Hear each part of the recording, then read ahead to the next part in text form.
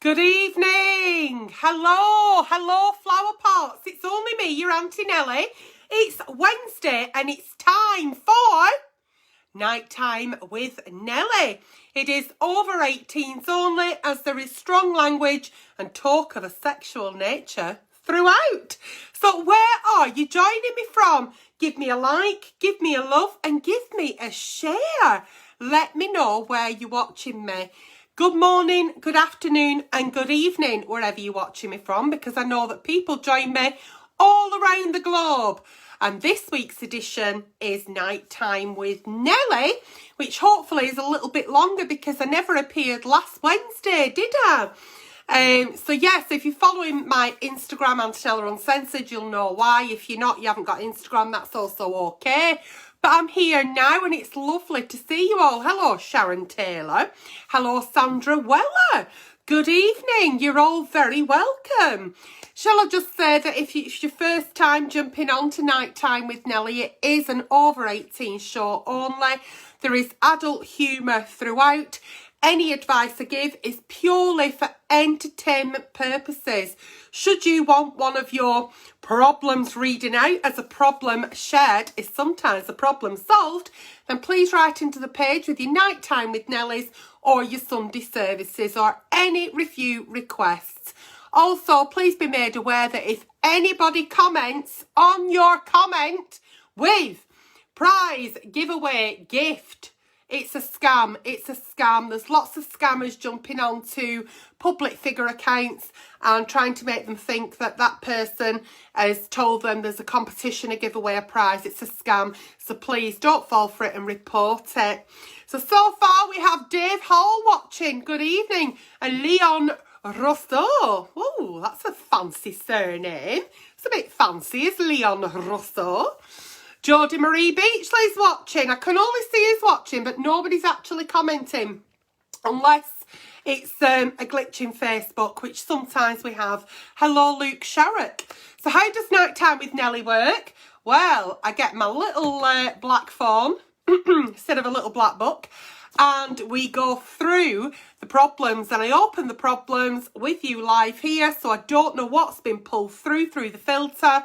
And I read out the problems, and the advice I give is purely off the cuff and once again for entertainment purposes. So if the end of your knob is a luminous green, get yourself to the doctors. I am not a professional general practitioner. So if there's any medical problems, you need to be seeing a professional. So yeah, I can see who's watching, but I cannot see any comments. No idea why. I just can't. But it's nice to know that some of you are joining me this evening. So without further ado, shall we get going? Because what I tend to do is just fucking rabbit on. And nobody's got time for that. Certainly not me. Right, my little flower pots. This will be the last week that you see me cracking on, thinking I'm Michelle Visage. Because Tuesday, I'm booked in at that there hairdressers and I can't actually wait to get these roots put back to black. So when I join you next Wednesday evening, oh no, Sunday will be your last chance to see me because I'll be doing Sunday service. But yeah, so next week I'll be back to black. Okay, let's go. Hi Nelly. Hello. Anonymous please, and just letting you know whoever writes into the page is always anonymous. So, I think my boyfriend secretly watches porn when I am out or even in the house doing chores. I don't like the idea of this at all. I have asked him outright and he said he doesn't. It's not watching porn that bothers me, it's the thought of him lying about it, as I would be up for some joint watching porn together, as I'm open-minded. Do you think I should ask him again? He just thinks I'm joking.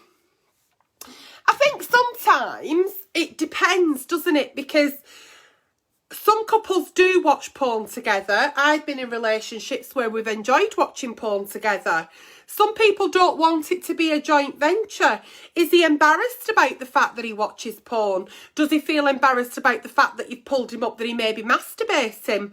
Does he have certain things that he watches that do it for him that he doesn't want to share with you? You know, there's lots of reasons why people may not want to share that side of the masturbation with the partner because they may not want to admit to what really turns them on. They may think, I like watching that alone because I do. Well, look at my ears, really red, isn't it, compared to... Oh, no, they're both red. I've got two very pink ears. Anyway, so I'm wondering whether he thinks you're joking and he's just laughing it off because he may feel uncomfortable about the kind of porn he's actually watching. I'm not saying he's doing anything deviant, but he may not want to share that with you. So I think it's about having a conversation and letting him know that I'm not bothered about the fact that you watch porn. I'd like us to watch it together. If you don't want to do that because you want it to just be your thing, that's fine. But don't lie about it, because once we start lying to each other, there's no trust in the relationship. And with no trust, there's no relationship. So my absolute apologies. I can now not see who's watching. So I certainly can't see comments. So I could actually be sat on this bed that gets no fucking action on my own. Could actually be here on my own. Let's crack on anyway. Dear Nelly, recently me and my partner have tried to have sex in the shower. It involved a lot of slipping and fumbling and we almost broke our necks. Do you have any advice? Oh, so not the kind of water sports that we may be thinking, but sex in the shower safely. Have you thought about getting a non-slip mat? I know they're not right sexy, but you could just get it out for the purposes of when you want to have sex in the shower. So I would invest in a non-slip mat. I'd even invest on them, you know, suction handles that you can get if you're bad with your mobility. And then just put that on simply. So if he comes home from work one night and you've put, you know, rubber mat down its shower tray and handles on, he knows that you want sex in shower. Be very careful about condoms if you are practicing safe sex, which I think we all should. Unless you're trying for a little baby and you're in a committed relationship and you're only sleeping with each other. Anyway, yeah, because put a condom on a penis when it's dry, because otherwise getting water in it may not make it as effective. And if you're using any lubricants, make sure they're silicone based. But yeah, why don't you get like a non-slip mat and an actual handle on the side of the shower? You know, an experiment. And when you say it's very slippy, are you actually in the shower and soaping each other up and then the soap's falling on the shower tray? Or is it a case of you tried it and it's put you off because you both nearly fell? And that's not very sexy. But once again, sex is supposed to be nothing but fun between you and your partner. So give it another go. Get a rubber mat, non-slip, get one of them suction things and enjoy yourself. Have fun. And if it don't work that time, just take it to the bedroom and be safe.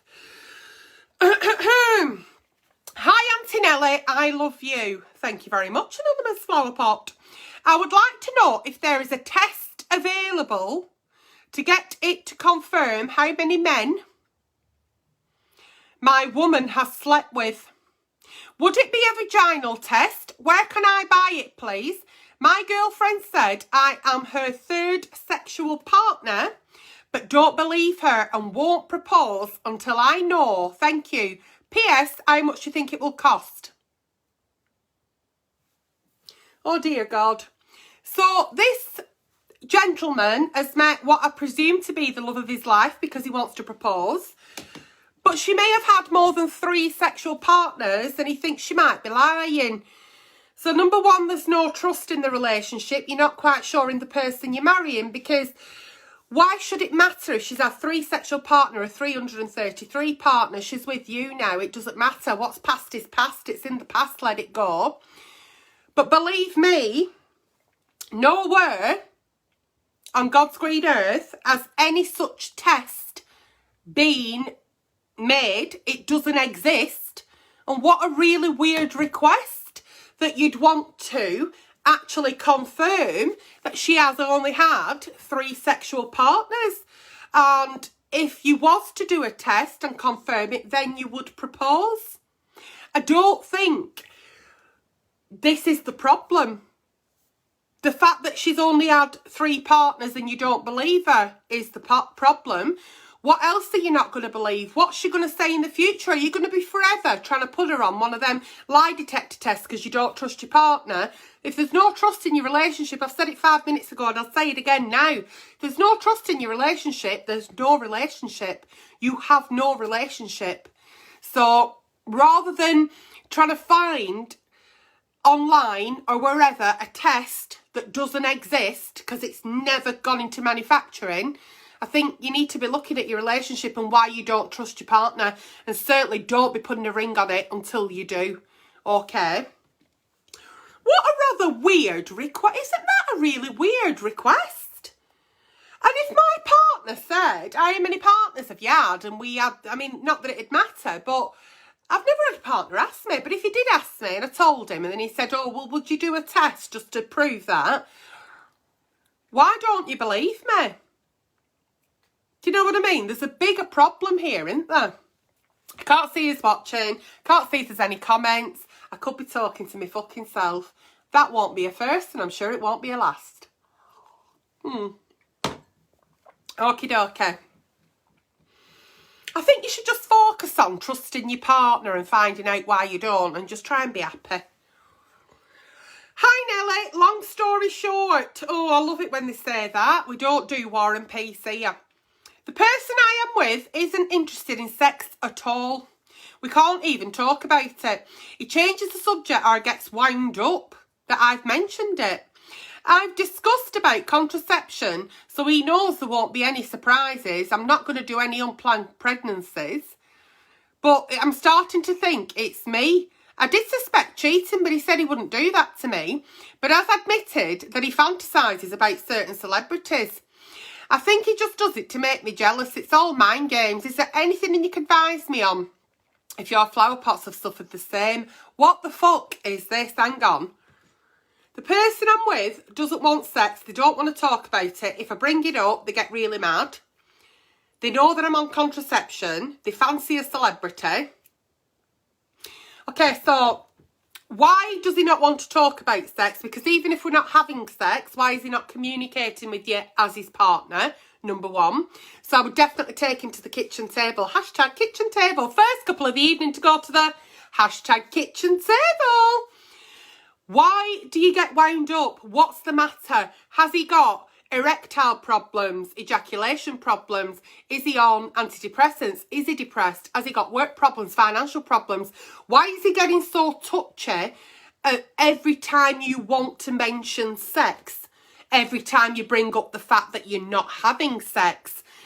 You are picking on these little bits because you're wondering what's going on. So him fancying a celebrity is not mind games. What's mind games is the fact that you've got a partner, you're trying to communicate and he's not willing to talk back to you. He's not willing to discuss anything with you. He's not willing to have that conversation. That's the problem. It's not the lack of sex. It's the fact that you're not emotionally connected. We can be in relationships for many years, and we can go through, what I call the roller coaster of sexual desire. There can be reasons why you may not have sex twice a week or twice a month or twice a year, whatever. Different partners, different couples that experience this in lots of different ways. There has to be a reason. And there has to be a reason why he's being so defensive. Okay? So I would definitely get to the root of the issue there. Why are you being so defensive? This is what I need to know. What's going on? What's the bigger picture? As for what celebrities he fancies, I couldn't really give a fuck about that, Flower. I'm going to move on. Okay. Dear Auntie Nelly, I'm a 27-year-old man. I like to steal, here we go, women's clothes, masturbate into them, and then return them. I've been doing this since I was 24. What is wrong with me? I'm a 27-year-old man. I like to steal women's clothes, masturbate into them and return them. I think that's really noble of you to actually return them. So I'd like to congratulate you on that. But what's going to happen if you get caught? Which women's clothes are you nicking? Are they family members?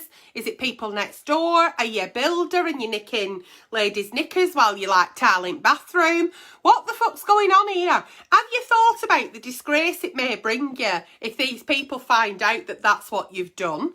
Have you thought about maybe purchasing some of your own women's clothing? And then, you know, you can do it whenever you want behind closed doors. It's just a harmless fetish. But it is a criminal offence to steal, okay?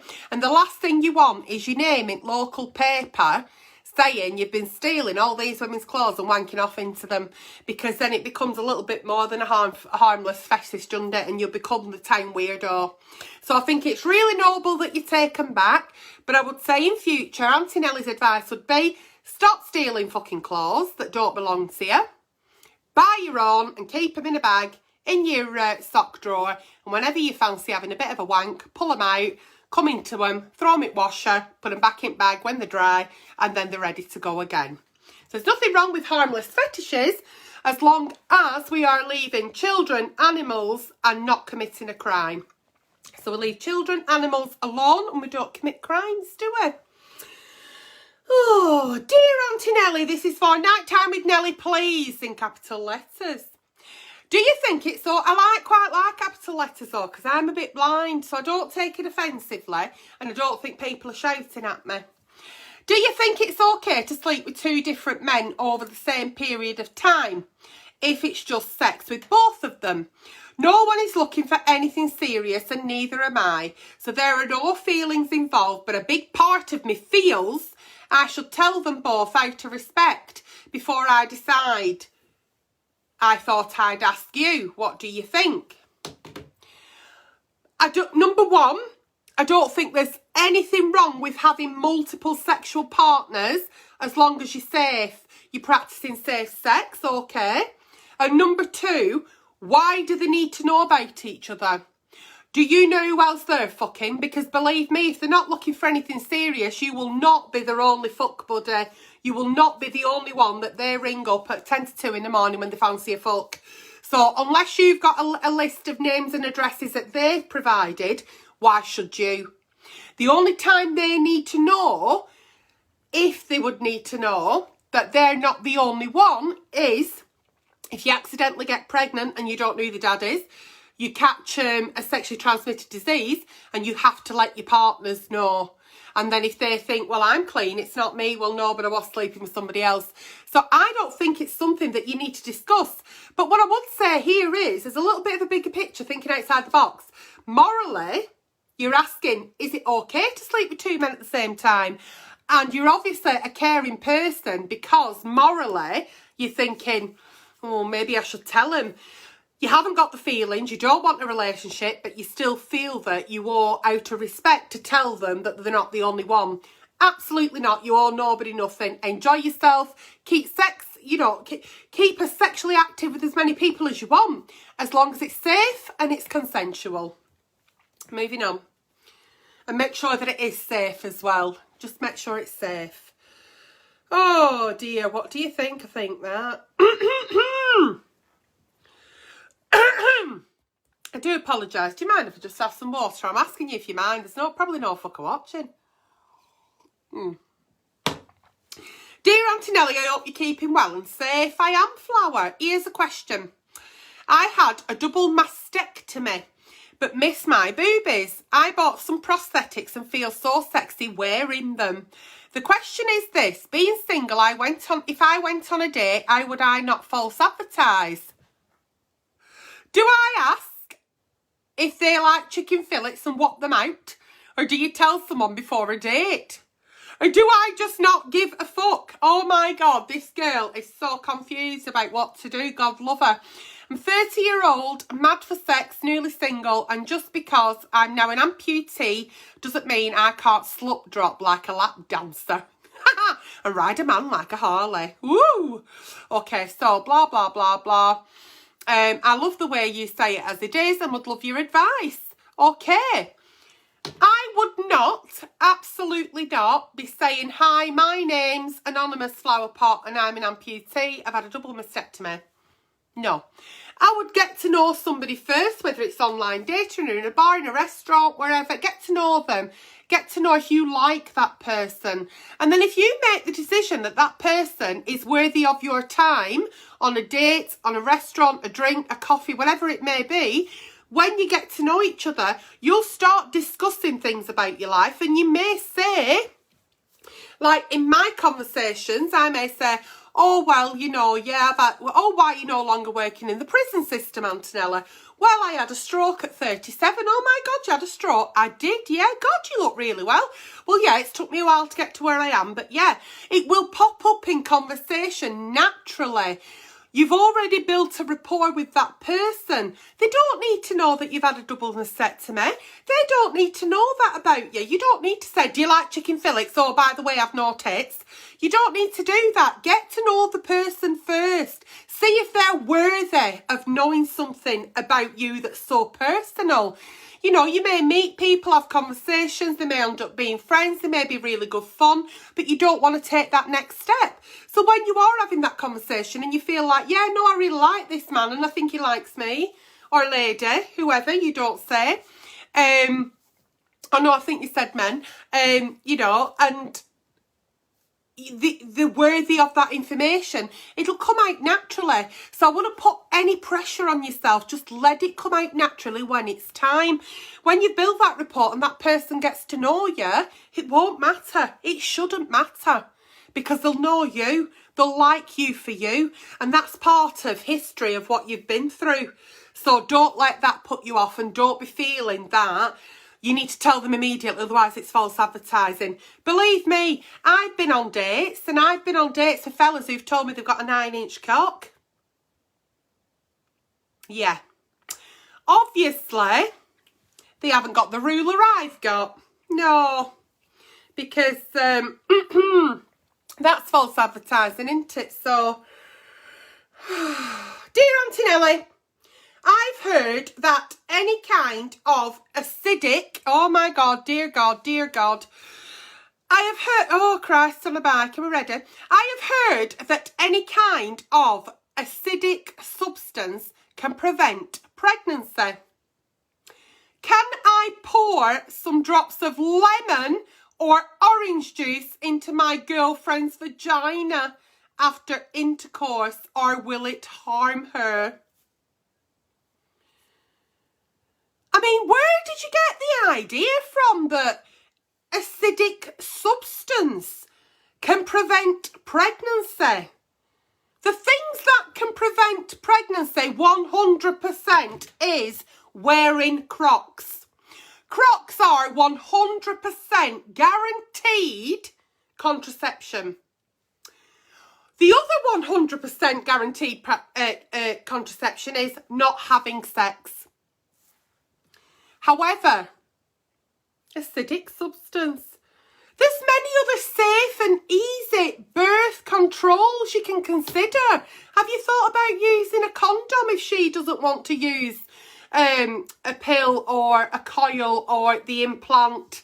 But certainly don't be having intercourse and then fucking shoving a bottle of fucking Jif up her fanny, or lemon drops, or fucking Tropicana up her. Jesus, where have you got that from? And have you thought about using Google before you write to me? Eh? Fuck me, can I pour some drops of lemon or orange juice in my girlfriend's vagina after, or will it harm her?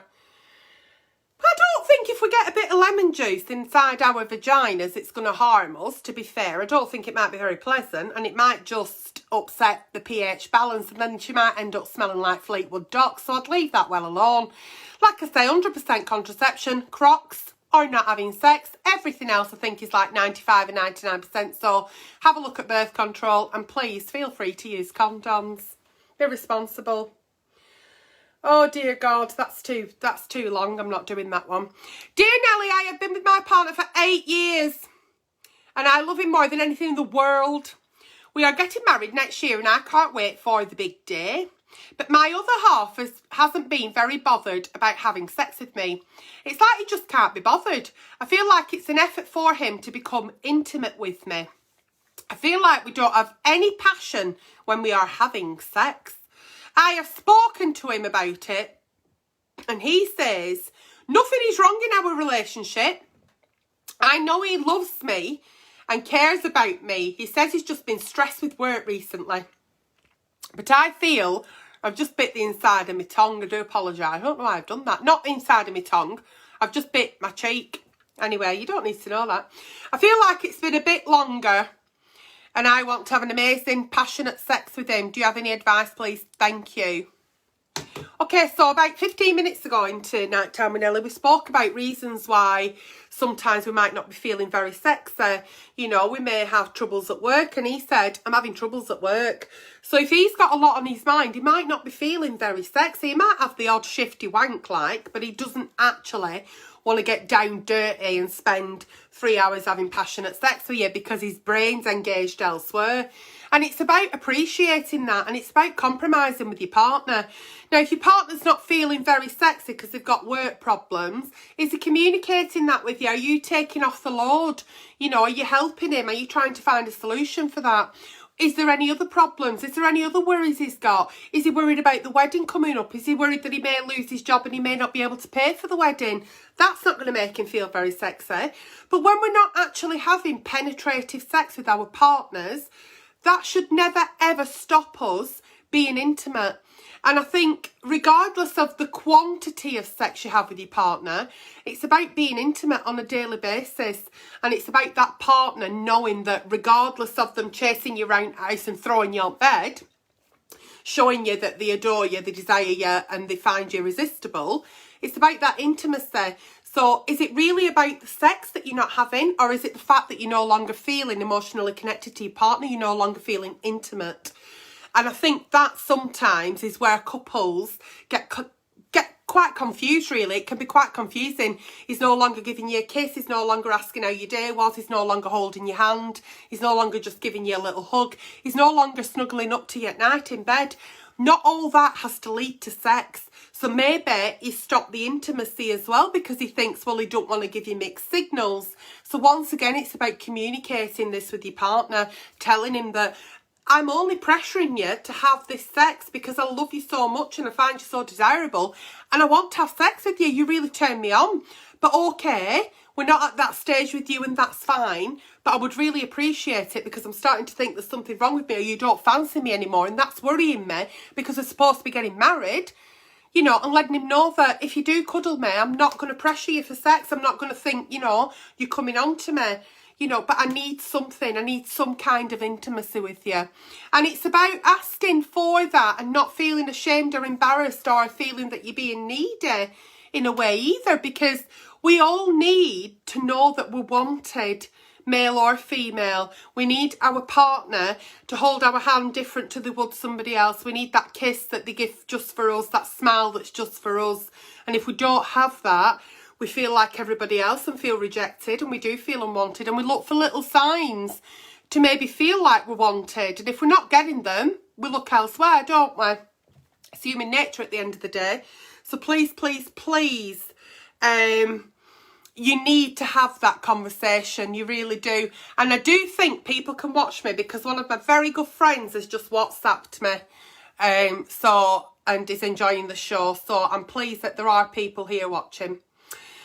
Dear Auntie Nelly, where do I start? I love it when any problems start with where do... Oh, by the way, I ripped all my nails off last week. You know, them B-ab things. So, not done a bad job though, have I? Because those are my nails. Well, they were my nails anyway, but they had that stuff on them, didn't anyway. You don't need to know that either. Where do I start? I've been married to my school love for 13 years. I've been with him 16 years and he's the love of my life. We have the most amazing sex life, always up for trying new things. This anonymous flower pot has put some in capitals and some in small writing and then some in capitals. So, but recently, in capitals, while having sex, he's gone limp. All right, that's in little writing, under case.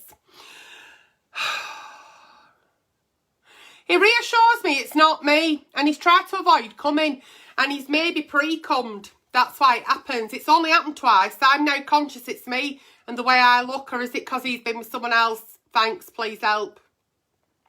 Whoa! Where do I start? Well, you started somewhere, but not quite sure there. So, recently, while having sex, he's losing his erection, she means. He reassures me it's not me. He's tried to avoid coming and maybe pre-cummed. That's why it's happened. Right, okay, so we've got a little bit of erectile dysfunction.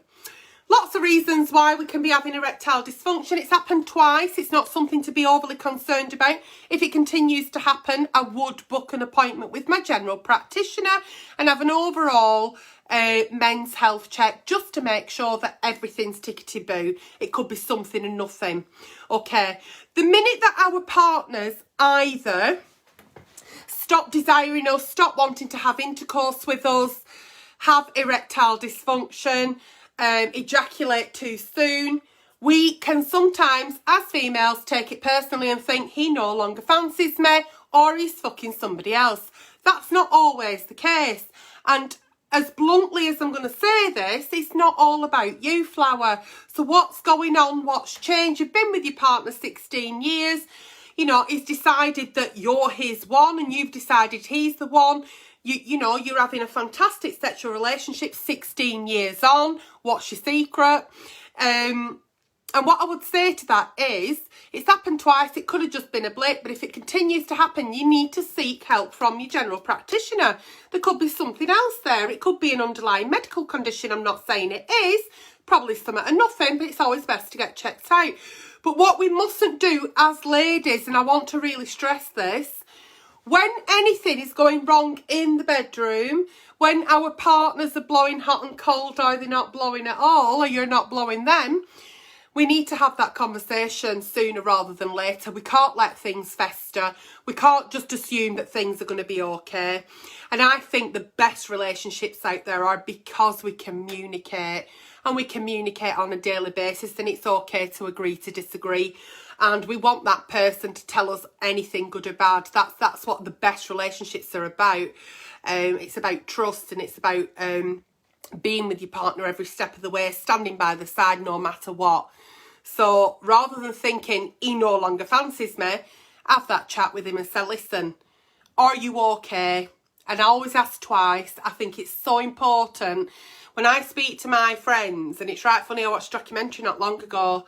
It was Roman Kemp who said this, and it's something that I learned many years ago as a psychiatric nurse.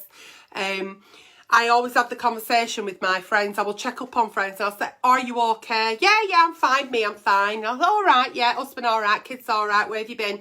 And then I will always say, are you really okay? So let him know that it's not about that. It's about him. So we're not focusing on the erectile dysfunction. We're focusing on him as an individual, as your partner, as your best friend. You're worried about him because you love him. Is he okay? But are you really okay?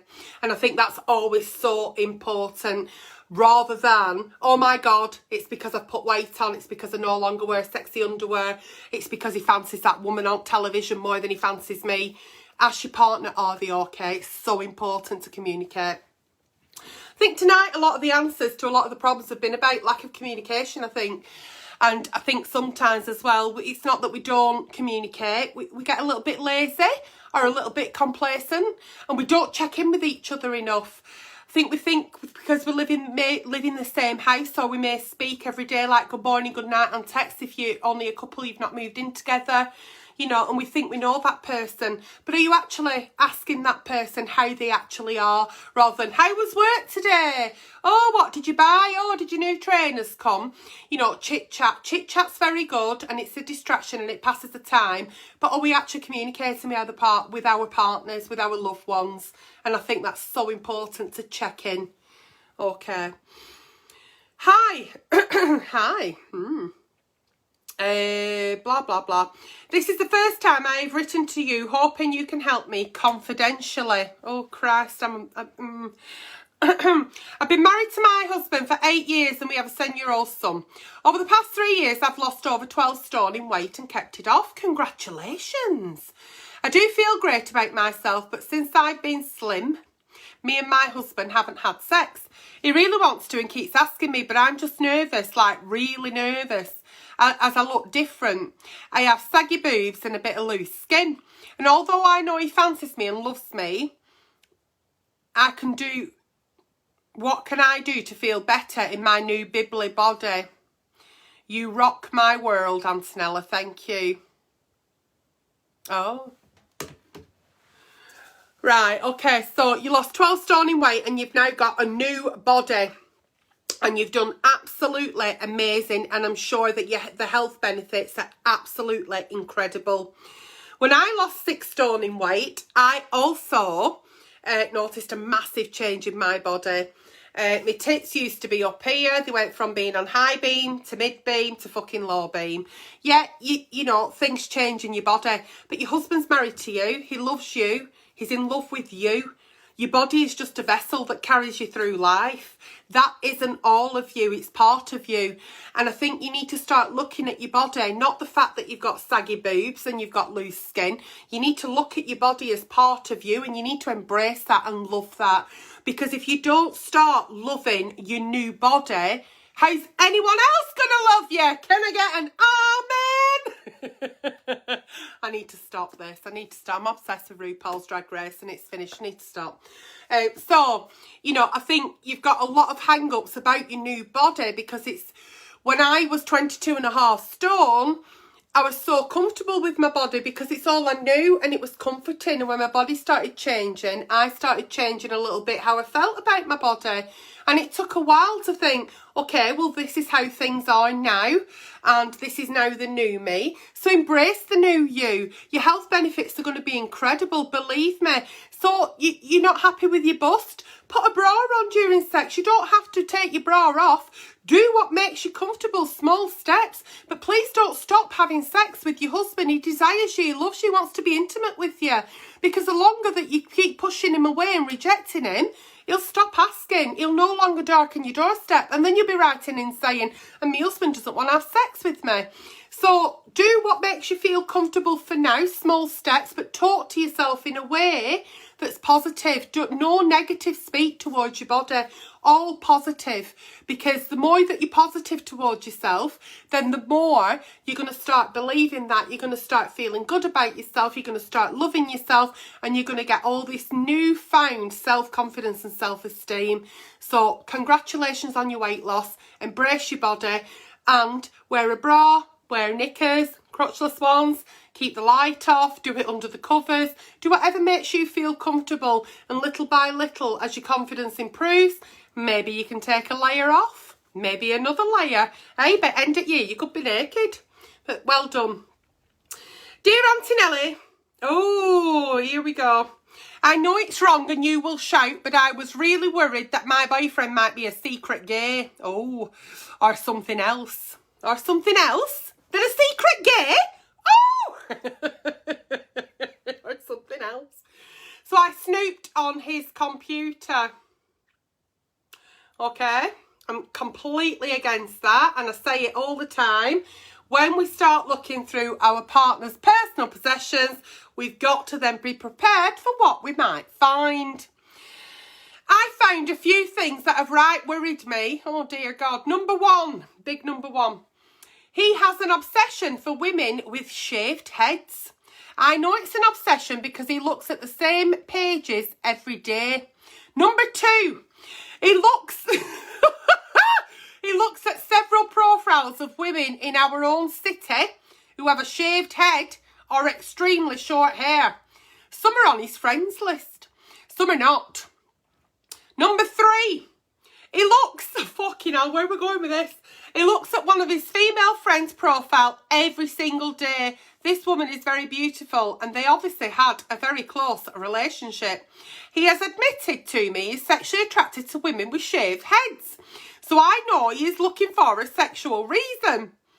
I asked about the woman in our city and what would happen if he crossed paths, and he said nothing. He's just looking. But it's every day he's looking, Auntie Nelly, and I feel so hurt, and I don't know if I'm second choice because I haven't got a shaved head. Am I overreacting? Am I wrong to be upset? So you found out that your partner likes shaved heads on females because you've been through his stuff. So let's rewind. Why were you going through his stuff? Why were you snooping? Because you thought he was gay or something else. I don't know what the something else was. Why was you put in a position, why did you put yourself in a position to not trust your partner and start snooping? Now you started snooping, you've come across the fact that he likes females with shaved heads. Has he asked you to shave your head? Would you shave your head if he asked you? Has he never asked you to shave your head? Is it just a little harmless fetish, a little kink he likes and cracks on with his day? You have not found anything that to me is a red flag. The red flag for me is, why did you think he may be gay or something else? That's the red flag here. Why did you think that? So regardless of the shaved heads and who he's looking at, I mean, you go through my Google search history and it's like Adidas trainers, lots of like, I mean, I make shoe contact before I make eye contact. It's like all different kinds of Adidas, Gazelles, and yeah, anyway, and I do collect a lot of Adidas trainers. I've got this thing about that. Yeah, so he just likes women with shaved heads. It's not really a massive thing, is it? But like I say, when we look through our partner's stuff that we're not supposed to look at because it's private, we've broke trust. Why have we broke the trust? What was it? What was the catalyst that made you want to look? And what is it that makes you think he's gay or something else? I'm not happy with this relationship. I think it's quite an immature relationship, and you're looking for reasons as to why. The fact that you may be feeling like, I shouldn't have looked, but I'm glad I did now. So it's like you're almost confirming to yourself that there was a reason and that you found the reason. And I don't think you found the reason, the fact that he fancies somebody with a shaved head, like Sinead O'Connor or stuff, or maybe Britney when she were having a nervous breakdown. So I don't think you've a right to feel hurt and upset, no. I do think you're overreacting. If anybody's got a right to overreact or to feel hurt and upset, it should be your partner, because you've broke that trust and you've gone through his privacy. So I hope you can work through your trust issues. If not, then I think it's best you part ways. Hi, Auntie Nelly. I met a guy back in 2007 and we got married in 2015 and had a child. Well, apparently he had a really bad accident and fell into another woman's vagina in a hotel booked in his name. And let's forward a few years to 2021. After a hellish 3 years, I met my soulmate, that being another woman. Since coming out as gay, my ex-husband and his family have become very frosty and told our son two women shouldn't love each other, telling him it's wrong. Tell me what to say, Nelly, please. I'd love to hand their ass to them on a plate. Cheers, flower pot. Parenting children, you have to be on the same page, mum and dad, okay? Teaching children that it's wrong for the same gender to be in a relationship is absolutely wrong, because love is love. And we live in a society now where we're trying to promote that message, so that there are children at school who may have two dads and a surrogate, and we need to embrace this. And regardless of your ex-partner's views and his family's views, you need to sit that little boy down and you need to say, Daddy doesn't think that. And I'm not saying it's wrong for Daddy to think that, but it's not wrong for me and Anonymous Flower Pot, who's also a female, to be in a relationship. We love each other. And maybe don't dismiss what Dad said. Have a word with Dad and say, look, you're teaching him wrong. That's not the way.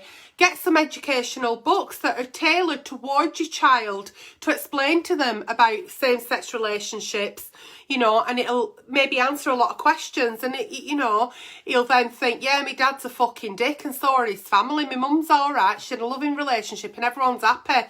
He's just a fucking prick. So, do that. And whatever information you get that you're teaching your son, post it through your ex's letterbox so he can be educated as well. Because I don't think we should ever stop pushing the message that love is love. And I think children today, they may have questions like, why have you got two mummies? I've got a mummy and daddy. Why have you got two daddies? I've got two mummies. we need to explain to them that it shouldn't, what, I'm hoping that I'm still around the day that we no longer have to ask those questions and we no longer have to educate, but it's so important that we do. And we need to educate our children as to why some people don't see it that way.